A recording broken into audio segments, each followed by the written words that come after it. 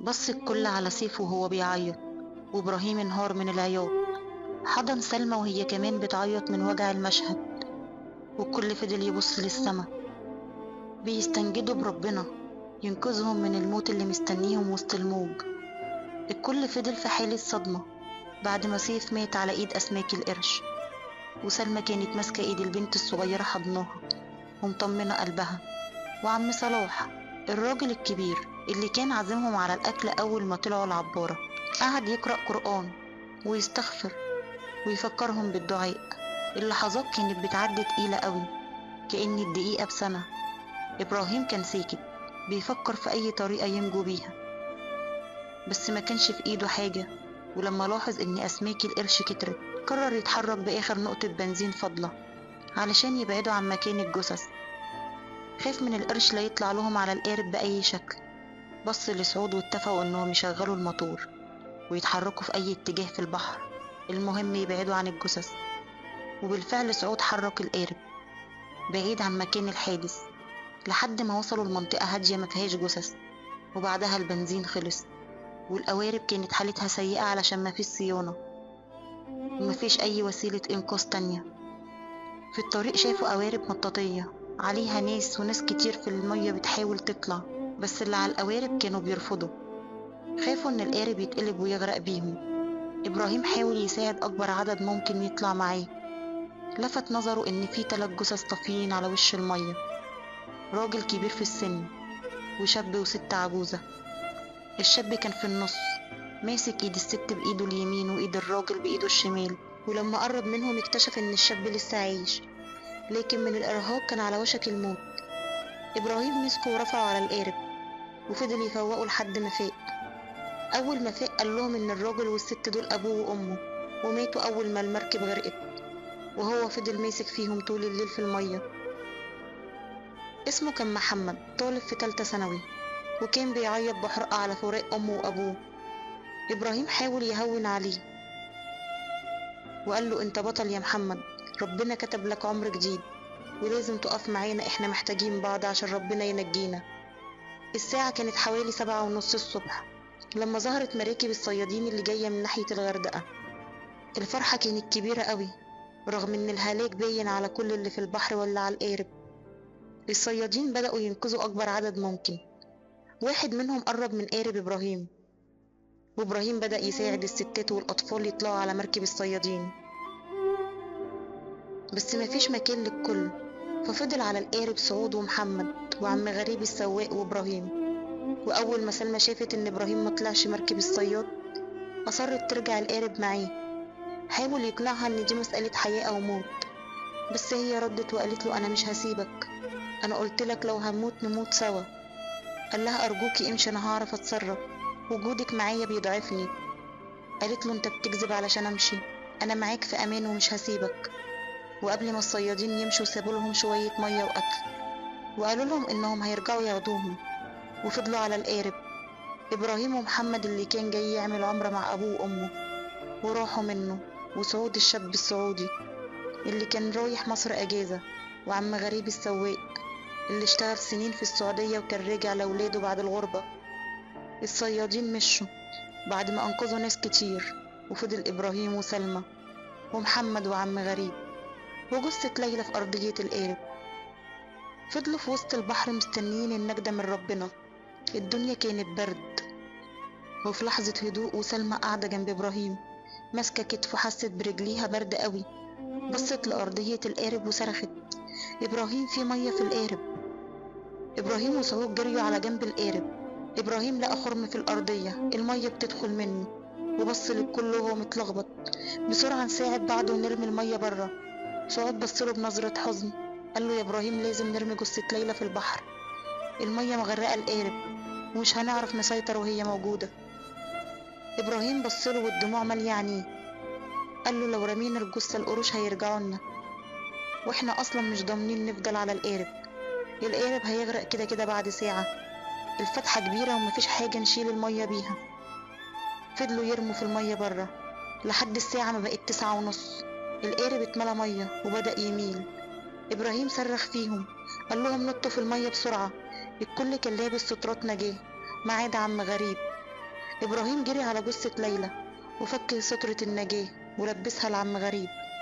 الكل بقى لابس سترات ما عدا إبراهيم. في ثواني الكل نط في البحر والقارب غرق.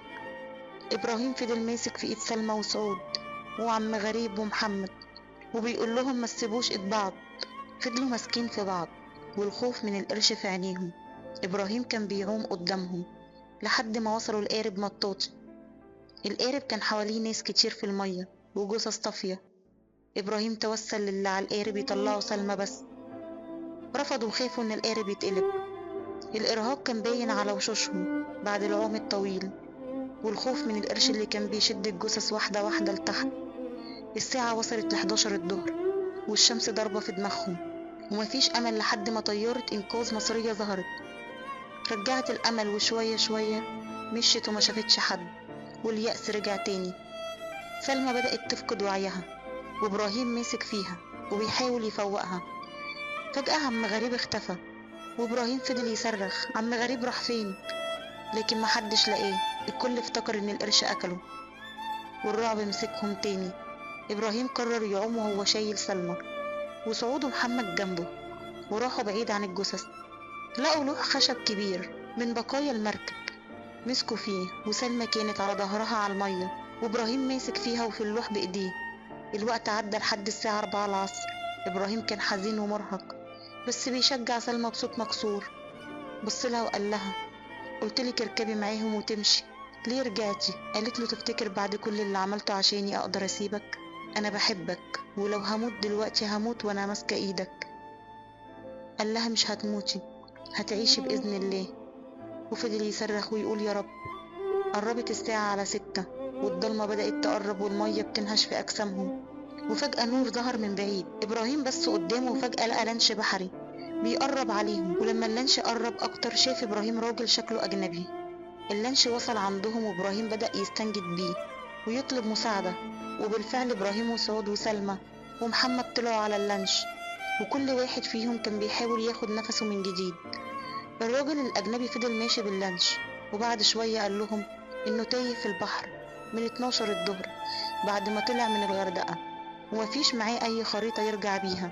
إبراهيم حاول يلف قطع قماش من اللي على اللانش على جسم سلمى وحاول يفوقها ويديها شوية مية. في اللحظة دي إبراهيم ما كانش شغله أي حاجة جاية، كل اللي كان ماسك فيه هو الأمل وسط المجهول. الساعة قربت على 8 بالليل والضلمة نزلت على البحر. مفيش غير نور ضعيف جوه اللانش وصوت الموج وهو بيخبط فيه ويهزه يمين وشمال. سلمى بدأت تفوق شوية وكلمت إبراهيم بصوت ضعيف. قالت له إبراهيم احنا فين؟ هما أنقذونا؟ قال لها اطمني الحمد لله. قالت له أنا سامعة لسه صوت الموج وبنتهز ليه كده؟ قال لها حاولي ترتاحي وإن شاء الله خير. الحمد لله على سلامتك، كنت هموت لو جرالك حاجة. قالت له ربنا يخليك ليا. سلمى نامت من التعب والإرهاق من غير ما تعرف إنهم لسه على اللانش ولسه في دايرة الخطر. إبراهيم فضل صاحي بيتكلم مع الراجل الأجنبي واتفقوا إنهم ما يتحركوش بالليل خوفا من أي مخاطر. وطول الليل كان إبراهيم بيطمن على سعود ومحمد ويتأكد إنهم كويسين. ويوم السبت 4 فبراير 2006 إبراهيم صحي قبل الكل وبص حواليه لقاهم لسه في قلب البحر ومفيش أي أثر للحادث ولا أي حاجة مألوفة. بس وهو بيبص لمح جزيرة قريبة جدا منهم، جزيرة صغيرة مهجورة مفيش عليها أي علامة للحياة. دي كانت جزيرة أبو منقار اللي تبعد عن الغردقة حوالي 90 كيلو. إبراهيم صحى الكل ومسك قيادة اللانش بدل الأجنبي وهو أصلا مش عارف المكان. وأول ما قربوا من الجزيرة المفاجأة الكبيرة حصلت. اللانش خبط في الشعب المرجانية اللي حوالين الجزيرة وبدأت المية تدخل جواه. محمد صرخ وقال لهم اللانش بيغرق. إبراهيم بص لسلمى كانت لسه نايمة، شالها بين إيديه ونط بيها في المية من غير تفكير. سعود ومحمد نطوا وراه وبيحاولوا يوصلوا للشط، لكن الراجل الأجنبي جري على الدركسيون ورجع بيه لورا وجري باللانش. إبراهيم فضل يصرخ بأعلى صوته ويقول له هتغرق، بس الأجنبي ما سمعش ومشي. وبعد شوية اللانش اختفى كأن عمره ما كان موجود. إبراهيم كان ماسك سلمى بإيديه الاتنين وهي طافية على ظهرها بسترة النجاة وسعود ومحمد وراه. إبراهيم نزل غطس تحت المية بص على مكان الشعب لحد ما لقى مدخل أقل خطورة، وخدهم وبدأوا يدخلوا ناحية الجزيرة. الطريق كان صعب قوي، الشعب المرجانية كانت حادة وكل خطوة بتجرحهم، بس ما كانش قدامهم اختيار. خطوة ورا خطوة لحد ما وصلوا الشط. إبراهيم وقع على الرمل وهو ماسك سلمى، ومحمد وسعود كانوا بيتألموا من جروح رجليهم. الجزيرة كانت ساكتة، الشمس لسه موجودة والحر شديد، بس على الأقل لسه عايشين. إبراهيم بص لسلمى وهي بصاله بإرهاق، قال لها ما تخافيش. قالت له احنا فين ونزلنا المية تاني ليه؟ قال لها احنا على جزيرة، ارتاحي احنا في امان. سلمى هديت ونامت من التعب. ابراهيم فضل يلف بعينيه في كل حتة في الجزيرة، بس مفيش اي وسيلة نجاة ولا اي اتصال بالعالم. الوقت كان بيعدي تقيل، وكل واحد فيهم بيدور في الجزيرة على اي اكل او مية، بس ما كانش فيه اي حاجة. ومع دخول الليل والتعب زاد، وابراهيم كان باصص لسلمى بحزن ومش قادر يعمل لها اي حاجة. حوالي الساعة 9 بالليل قعدوا كلهم في حتة واحدة حوالين نور كشاف ضعيف كان مع صعود من أول الغرق. إبراهيم كان قاعد جنب سلمى ماسك إيديها وبيطمنها إن ربنا مش هيسيبهم.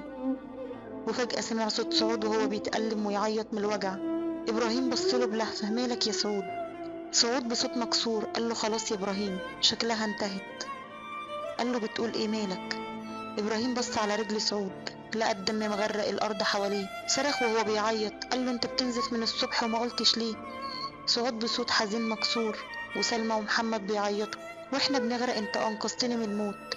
كنت ببص للناس، كل واحد بيفكر في نفسه الا انت.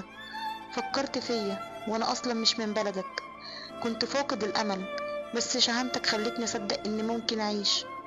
ولما السفينة غرقت حسيت اني لازم ارجع لك، اشوف فيك البطولة اللي حلمت بيها طول عمري. ولما عرفت انك عايش فرحت، حسيت ان اخويا الكبير رجع للحياة. ابراهيم رد عليه بانفعال، قال له اسكت يا سعود، علشان ما تتعبش انت هتعيش. سعود قال له لا يا ابراهيم، انا عارف ان هموت من الصبح ومرضتش اقولك، وانا شايفك شايل هم الكل، كان نفسي ابقى بطل طول عمري. ابراهيم قال له انت فعلا بطل، وبطل كبير كمان يا سعود. سعود قال له انا شفت البطولة الحقيقية على ايدك اكتر من ابطال السينما، شكرا على جدعنتك، شكرا يا ابراهيم. وسعود لفظ انفاسه الاخيرة ودموعه نازلة على خده. إبراهيم صرخ من الحزن والقهر على سعود، ومحمد وسلمى كانوا بيعيطوا في صمت. فضلوا جنب بعض لحد الصبح. ويوم الحد الصبح 5 فبراير إبراهيم صحي وبص عليهم، كل واحد فيهم باصص للتاني بحزن وسكوت. إبراهيم شال جثمان سعود ومحمد ساعده، وبعدوا عن سلمى لحد طرف الجزيرة. حطوا الجثمان على الأرض وما كانش فيه أي وسيلة يدفنوه بيه.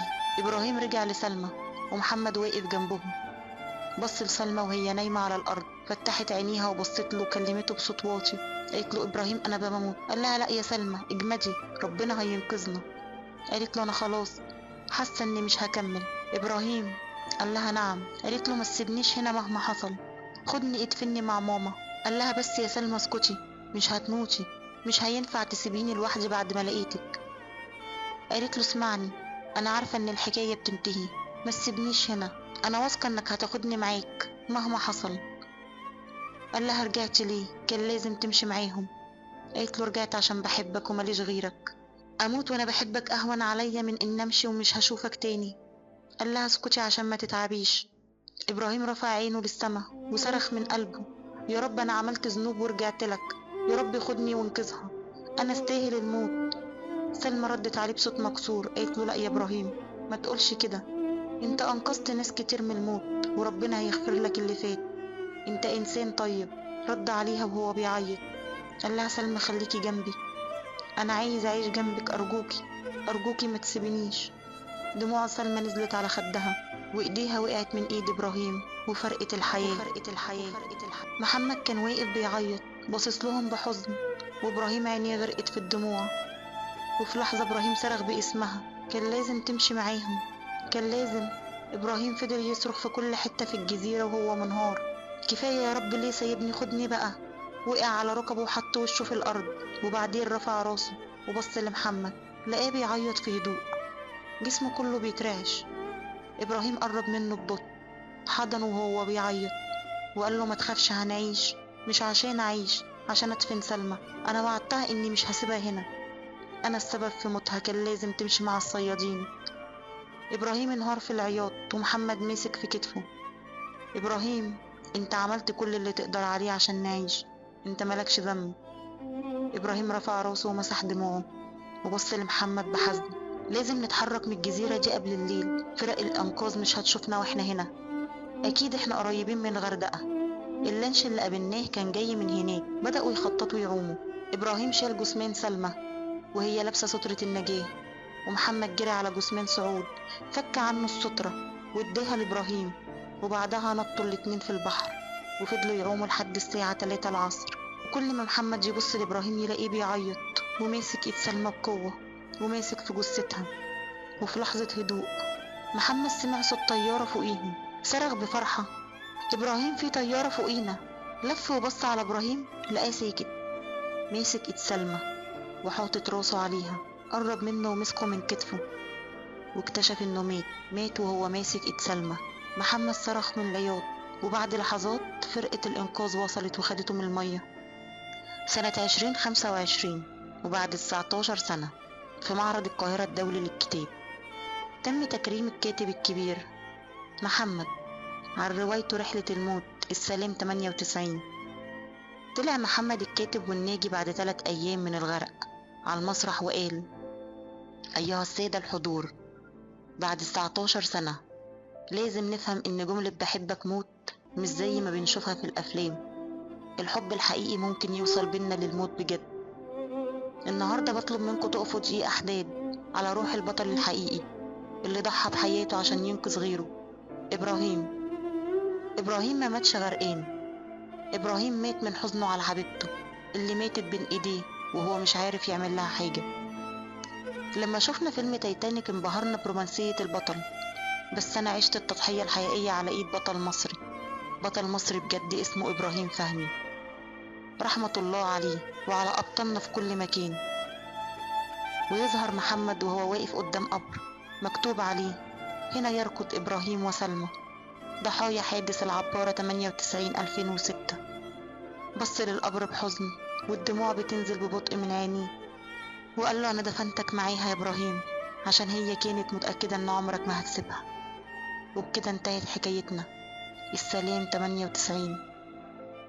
انتظرونا في حكاية جديدة مع حكايات هنوش.